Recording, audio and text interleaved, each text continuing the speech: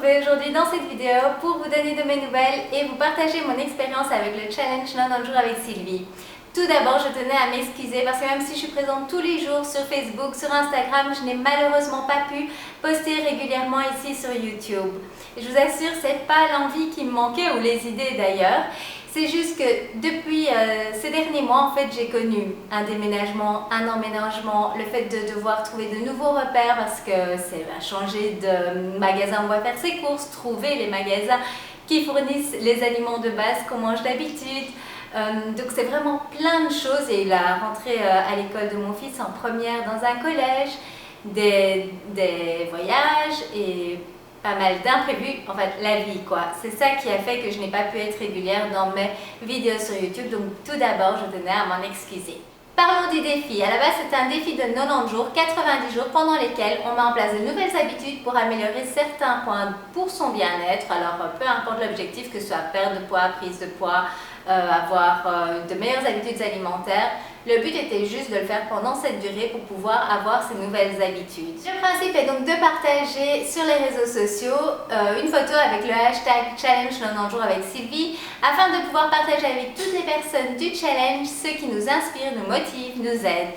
Vous êtes très nombreux à avoir participé, donc un grand merci parce que ça a été super motivant pour les autres de pouvoir voir ce que vous postez. J'ai lancé ce challenge le 1er novembre de l'année passée, donc ça fait en fait 4 challenges déjà que je fais l'un après l'autre et c'est clair que ça m'a vraiment aidé pour garder de nouvelles bonnes habitudes et être beaucoup plus régulière. J'ai été revoir ce que je m'étais fixé comme objectif au tout début, donc je vais vous faire un petit point pour vous dire comment ça m'a aidé.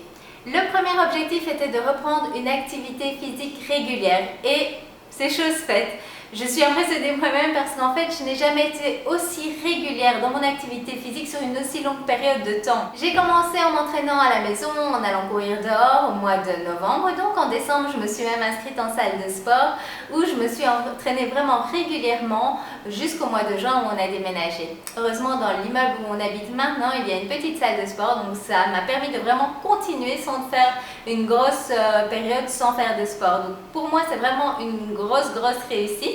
Même lorsqu'on est parti en voyage dernièrement, j'ai été faire mon sport le matin avant de démarrer ma journée. Donc rien que pour cela, pour moi, le challenge est une énorme victoire. Le deuxième point, c'était aller dormir plus tôt. Ce point-là, j'ai encore amélioré. Je pense que c'est plus difficile pour moi pour l'instant parce que voilà, j'ai tellement de choses à faire que je pousse les heures et donc du coup, je vais dormir trop tard par rapport à mon avis à ce que mon corps aurait besoin. Donc ça, c'est un point que je vais pouvoir travailler sur les 90 prochains jours. Le troisième point, faire des lectures de motivation. Alors, je n'ai pas lu énormément de livres, mais par contre, j'ai écouté énormément de podcasts. Donc, c'est simplement comme si vous lisiez un livre, mais en version audio. J'adore ça. Moi, je les écoute en anglais, mais je suis sûre qu'il y en a également en français. J'en écoute sur la motivation, sur la nutrition, plein de choses différentes et j'adore ça parce que ça fait passer le temps en fait pendant qu'on fait son cardio, on pense à autre chose et en même temps, on apprend plein de nouvelles choses. Donc, si c'est quelque chose qui vous intéresse, je vous conseille vraiment d'aller voir ou des livres audio. Quand vous êtes dans les transports, quand vous êtes dans votre voiture, ce sont tous des moments où vous pouvez apprendre énormément grâce à tout ce qui est sous format audio. Le quatrième point était perdre en masse graisseuse et être patiente pour l'obtention des résultats. Je me suis clairement affinée, j'ai mes collègues qui me le disent régulièrement et vous-même d'ailleurs, donc c'est clair qu'il y a une perte de poids, il y a une belle perte en masse graisseuse. En fait, si je compte sur l'année, on va dire que j'ai perdu environ 10 kilos et j'ai bien baissé ma masse graisseuse. Alors pour certains, 10 kilos ne représentent pas beaucoup en perte de poids sur un an, mais pour moi c'est génial. Parce qu'il faut savoir qu'à la base, j'ai déjà perdu énormément de kilos, donc là maintenant ça fait environ 27 kilos. Je vous remettrai une petite photo pour que vous voyez la différence. Donc les derniers kilos pour moi sont vraiment des kilos difficiles à perdre, ils sont bien installés, ils n'ont pas envie de me quitter. En même temps, je les ai aussi depuis pas mal d'années, donc c'est tout à fait normal. Donc ces 10 kilos pour moi, j'en suis vraiment ravie parce qu'on voit vraiment la différence en fait sur la silhouette et c'est ça l'important. C'est que je suis arrivée à bien baisser la masse graisseuse et donc au niveau volume, ça se ressent très fort. Effectivement, le sport en plus a vraiment aidé à redessiner la silhouette. Il faut savoir, en tout cas chez moi, quand je fais du sport, ça a tendance à ralentir ma perte de poids en kilos, mais par contre au niveau des vêtements, je le ressens très fort. D'ailleurs, lorsqu'on a déménagé, j'ai fait le tri en fait dans ma garde-robe et j'ai donné énormément de vêtements qui étaient devenus trop grands. Donc je vous dis pas le sentiment quand vous devez faire ça, c'est juste un vrai bonheur parce que vos vêtements vous montrent vraiment l'évolution que vous avez au niveau de votre silhouette. Pour parler chiffres, au niveau de mon poids, je varie pour l'instant entre 58,5 et 60 kg. Donc c'est aussi une grande victoire d'être passée sous la barre des 60. Je me souviens pas la dernière fois que ça m'était arrivé. Et mon objectif serait, comme ça, quand j'y pense comme ça, j'irai environ 55 kg.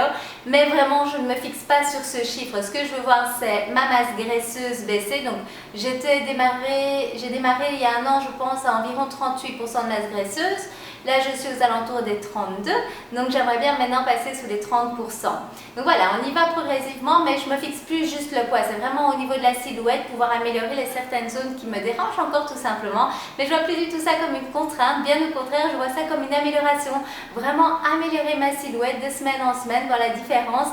C'est vraiment que du bonheur et en plus en faisant ce parcours, en apprenant toujours de nouvelles choses, je peux vous les partager, ça me fait encore plus plaisir, comme ça en profite également aux autres. Une autre chose que j'aimerais également, c'est voir plus les muscles que je travaille. Donc si je contracte, j'ai des muscles qui commencent à apparaître, donc ça fait plaisir, mais j'aimerais bien qu'on puisse les voir également quand je ne contracte pas. Donc voilà, ça c'est vraiment un objectif très personnel, mais je trouve ça joli, des muscles légèrement dessinés. Ça reste toujours très féminin, en tout cas, à mon avis. Donc voilà pour mes objectifs, c'est pour ça que j'ai recommencé immédiatement mon 5e challenge.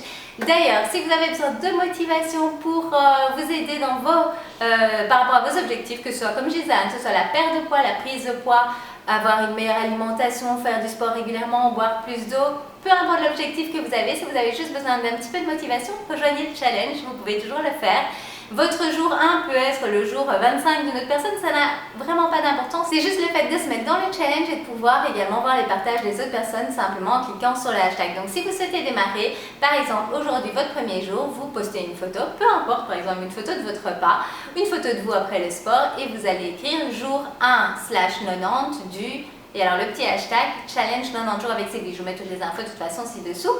Donc ensuite quand vous allez en fait cliquer sur ce hashtag, vous allez voir tous les partages des autres personnes qui participent au challenge. En plus, les fêtes approchent, il nous reste un petit peu moins de 2 mois, donc c'est toujours sympa d'avoir ce petit boost en plus pour terminer l'année en beauté. Je vous mets en info le lien vers la vidéo originale qui parle du challenge si vous souhaitez plus d'informations. Si vous avez aimé cette vidéo, faites-le moi savoir tout simplement en cliquant sur le petit pouce. Pensez à partager la vidéo et abonnez-vous à la chaîne si ce n'est pas encore fait. C'est tout à fait gratuit et ainsi vous pourrez voir toutes mes prochaines vidéos. Et si vous souhaitez des trucs et astuces exclusifs que je ne partage que via email, pensez à vous inscrire à ma newsletter de mon blog sur lesconseilsdesylvie.com. Je vous mets également le lien ci-dessous.